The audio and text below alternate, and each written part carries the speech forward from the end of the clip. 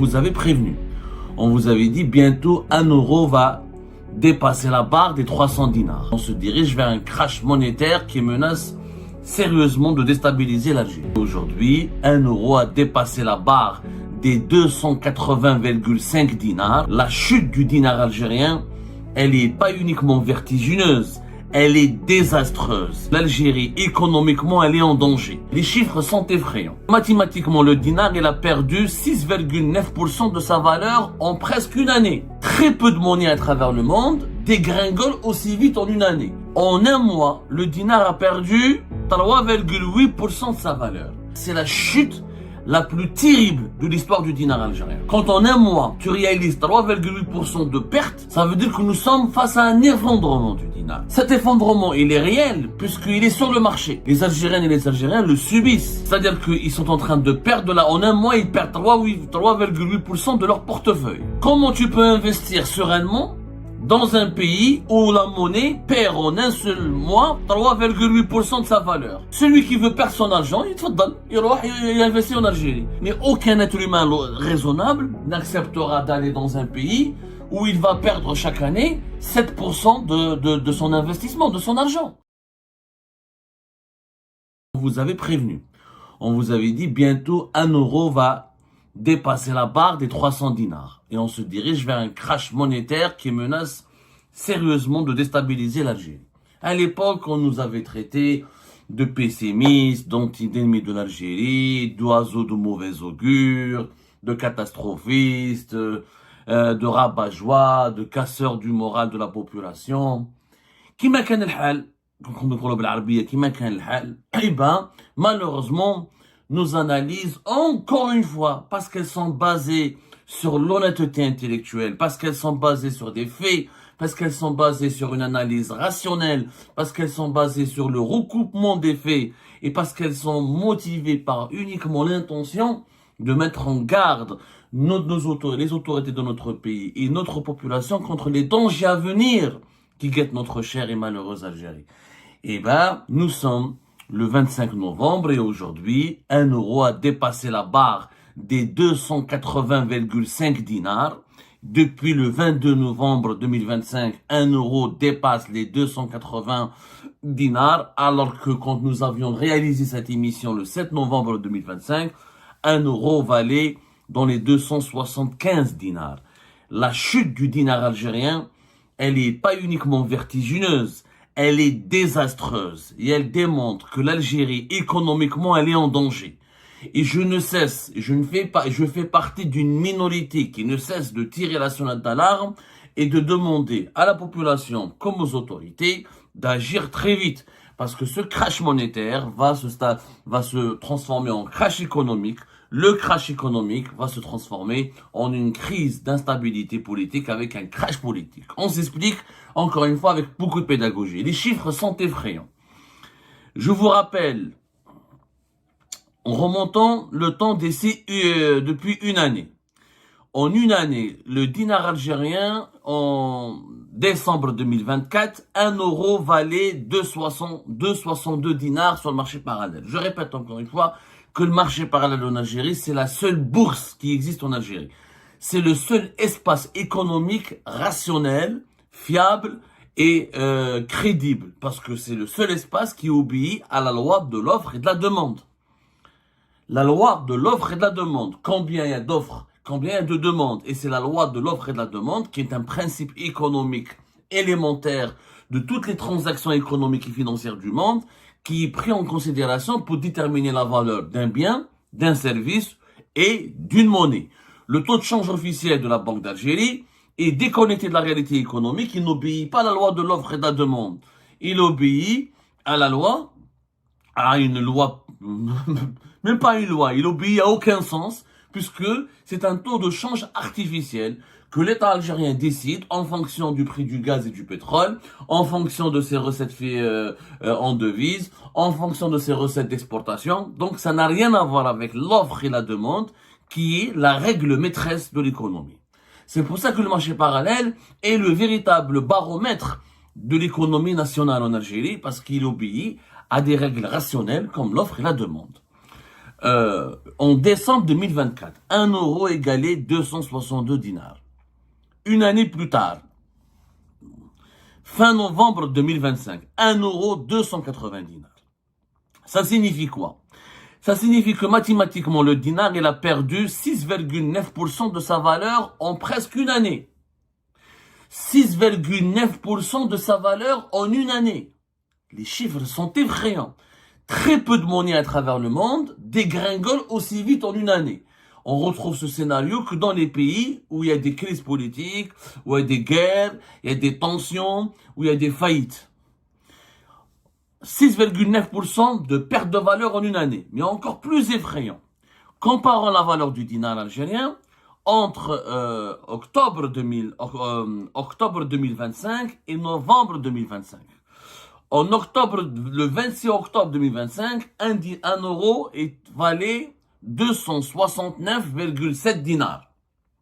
Le 22 novembre 2025, un mois plus tard, presque un mois plus tard, 1 euro vaut 280 dinars. En un mois, le dinar a perdu 3,8% de sa valeur. C'est-à-dire qu'en un mois, durant l'année 2025, le dinar a réalisé la triste performance, la triste mauvaise performance de perdre la moitié de ce qu'il a perdu durant toute une année entre 2024 et 2025. C'est-à-dire entre le 26 octobre et le 22 novembre, 3,8% de perte, c'est la chute la plus terrible de l'histoire du dinar algérien. Quand en un mois, tu réalises 3,8% de perte, alors que pendant une année, tu as réalisé déjà une perte de 6,9%, ça veut dire que nous sommes face à un effondrement du dinar. Cet effondrement, il est réel, puisqu'il est sur le marché. Les Algériennes et les Algériens le subissent.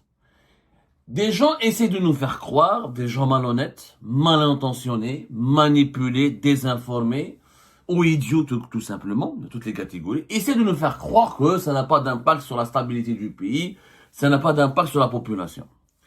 L'impact est plus que réel, il est désastreux. Pourquoi? Celui qui veut acheter des devises entre octobre et le 22 novembre, c'est-à-dire que pour 100 euros, le 26 octobre, on devait dépenser 26 970 dinars. Le 22 novembre, pour 100 euros, il faut dépenser plus de 28 000 dinars, presque 29 000 dinars. Cela signifie qu'en un seul mois, les Algériennes et Algériens qui doivent acheter de l'euro pour diverses raisons, on va les citer plus tard, doivent dépenser plus de 10 000 dinars en plus. Millions ziyada parce que les 100 euros. Le même billet de 100 euros, en un mois, tu dois rajouter l'équivalent de 10 000 dinars, millions ziyada, plus de 10 000 dinars pour acheter le même billet en un seul mois. Cela signifie quoi? Les Algériens qui veulent se soigner à l'étranger, les étudiants algériens qui veulent partir étudier à l'étranger, les Algériens qui doivent voyager pour diverses raisons à l'étranger, sont totalement perdants. C'est-à-dire qu'ils sont en train de perdre en un mois, ils perdent 3,8% de leur portefeuille. Maintenant l'inverse, quand on nous dit il n'y a pas d'impact désastreux. Les Algériens qui veulent investir chez eux, qui habitent à l'étranger. Parce que beaucoup maintenant essayent de manipuler les Algériens de l'étranger en leur disant c'est la belle affaire, l'euro il est fort, rentrez chez vous et investissez. Quelle idiotie! Comment tu peux investir sereinement dans un pays où la monnaie perd en un seul mois 3,8% de sa valeur et en une seule année 7% de sa valeur? Ça signifie quoi? Je suis un Algérien de l'étranger. Canada, France, Dubaï, peu importe. La communauté algérienne est la plus importante, elle est en Europe, notamment en France. Je vais acheter un appartement.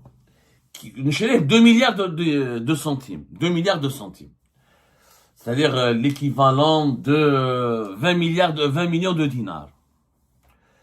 Et je me frotte les mains, je dis grâce à l'euro qui est fort, les 2 milliards de centimes ne vont pas coûter beaucoup cher. Sauf que, si je réfléchis bien, mon appartement que je vais acheter 2 milliards de centimes, si je l'ai acheté en octobre, et si je l'ai acheté si quelqu'un à ma place achète le même appartement depuis le 22 novembre 2025, il sera 3,8% moins cher. Ça veut dire que la valeur de l'appartement que j'ai acheté, elle est en train de s'effondrer. Donc si demain, je veux revendre cet appartement, ou là je veux le louer en dinars, parce que quand on investit en Algérie, on investit en dinars, on n'investit pas en euros. Donc comme le dinar chute, tout ce que je vais gagner en dinars, ça chute. Mon appartement qui vaut 2 milliards a perdu déjà en une semaine, en un mois, 3,8%. Dans une année, il va perdre 7%. Du coup, tout ce que je gagne à travers l'exploitation de cet appartement est une valeur, me ramène de l'argent dont la valeur chute continuellement. Donc, j'ai dépensé mon argent dans un investissement qui me rapporte non seulement 0%, mais qui me cause des pertes de 3,8% en un seul mois et de 7% en une seule année. Donc, je perds mon argent. C'est ça la réalité que les plus intelligents peuvent comprendre, que les plus idiots ne comprennent pas parce qu'ils sont aveuglés par l'émotion. Quand je viens dans un pays et j'investis dans ce pays, et quand je ne fais pas d'exportation, parce que nous n'avons pas de production nationale, le dinar faible qui chute aurait été profitable aux Algériens ou là aux étrangers qui investissent en Algérie s'ils fabriquent un produit et l'exportent à l'étranger.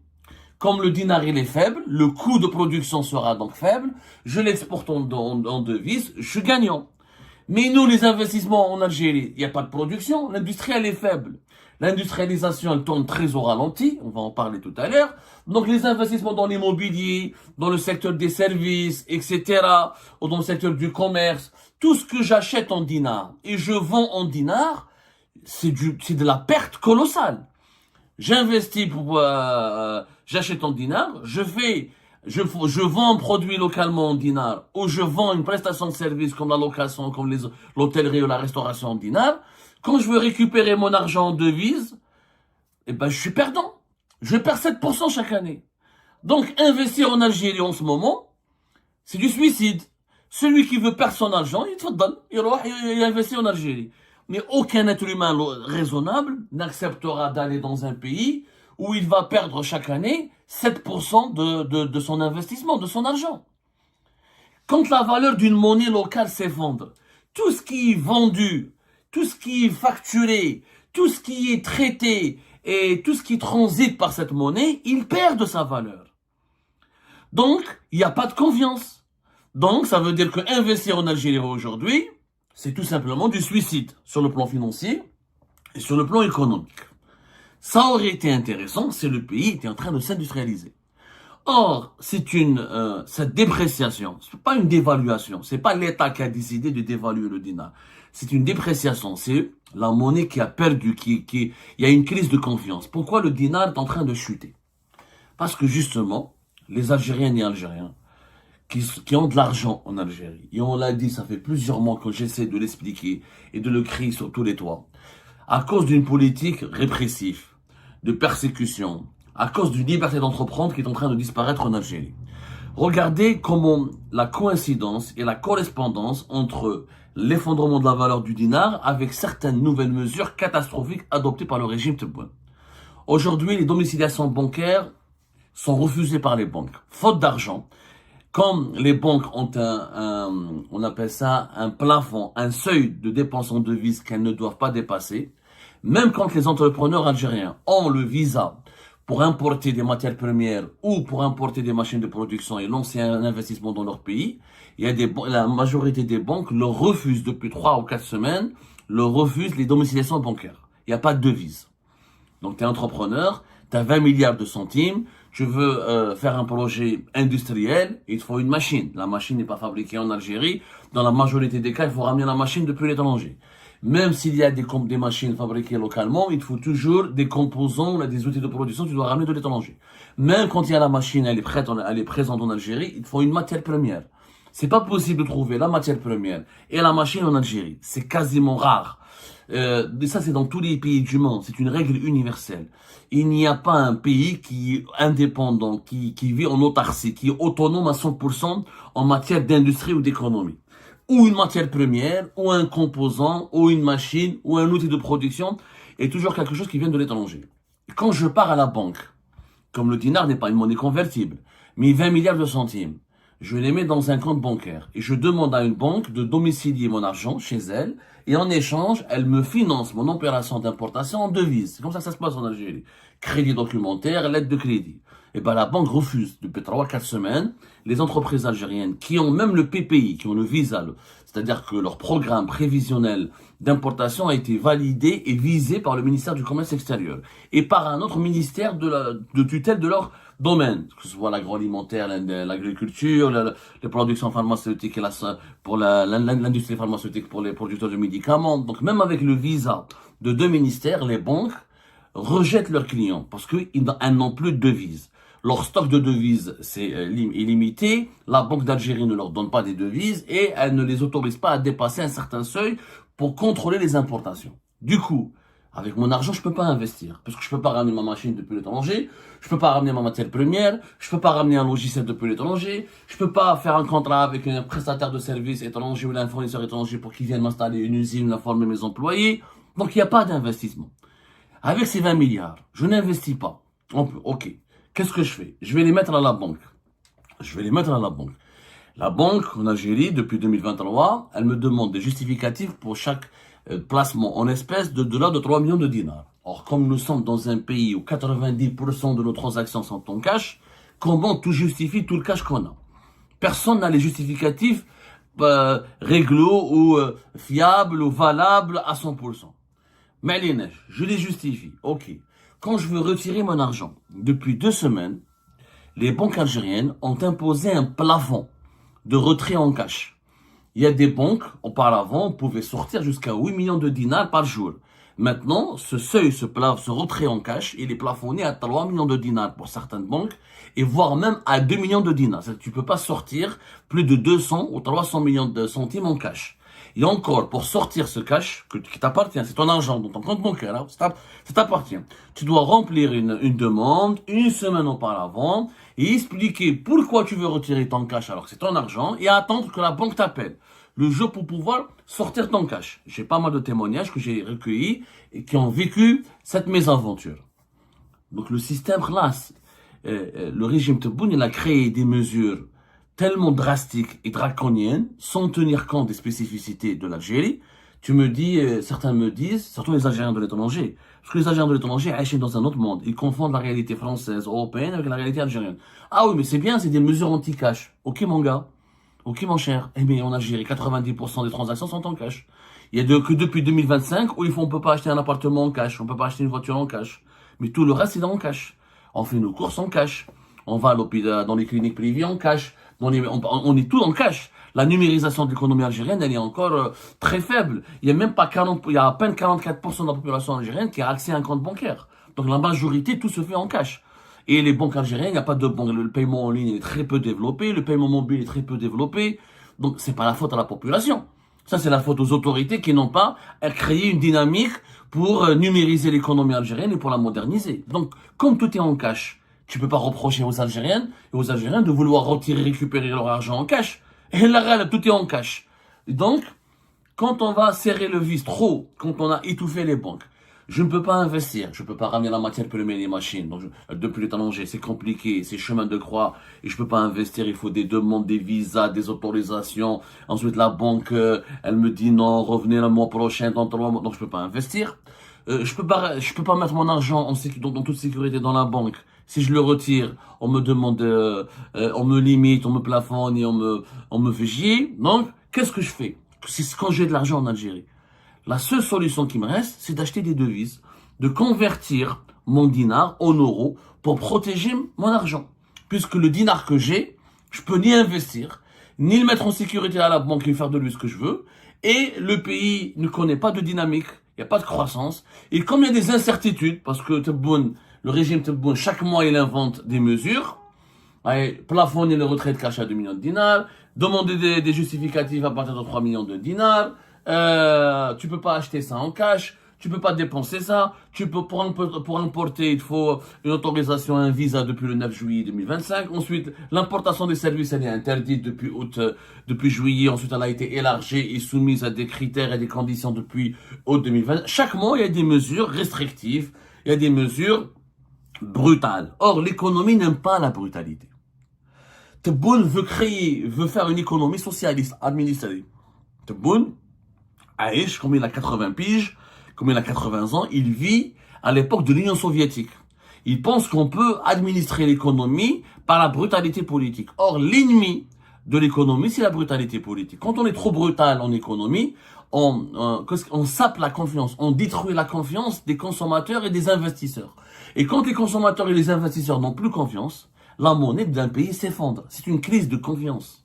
Ce que nous vivons en ce moment en Algérie, une perte de la valeur du dinar de 3,8% en une semaine, une perte de la valeur du dinar de presque de 6,9%, c'est-à-dire 7% en une année, c'est une crise de confiance, c'est l'effondrement de la confiance. Avec, bien sûr, c'est un problème psychologique, mais c'est un problème politique.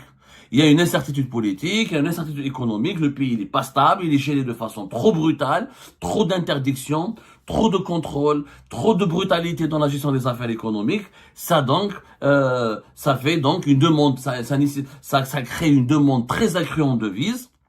Et par la suite, il y aura une inflation qui va exploser et un impact direct sur le pouvoir d'achat. Ce n'est pas vrai. Ce n'est pas les Algériens qui partent à l'étranger qui font exploser la valeur de l'euro par rapport au dinar. Ce sont les Algériens qui ont de l'argent et qui restent en Algérie et qui, pour protéger leur argent des mauvaises décisions du régime Tebboune, convertissent leur argent en devises. Et ben voilà les amis, c'est la fin de cette vidéo. Je vous remercie comme d'habitude pour avoir suivi jusqu'à la fin. N'oubliez pas de nous laisser vos commentaires et vos réactions sur cette vidéo et de vous abonner à la chaîne si vous n'êtes pas encore abonné. Donc voilà, ça fait vraiment plaisir de voir vos commentaires et vos réactions et vos discussions sur la section des commentaires. C'est très intéressant et je vous prie toujours de garder le respect et un petit peu la bonne ambiance pour tout le monde. Donc voilà, merci beaucoup et à la prochaine dans une nouvelle vidéo. Au revoir.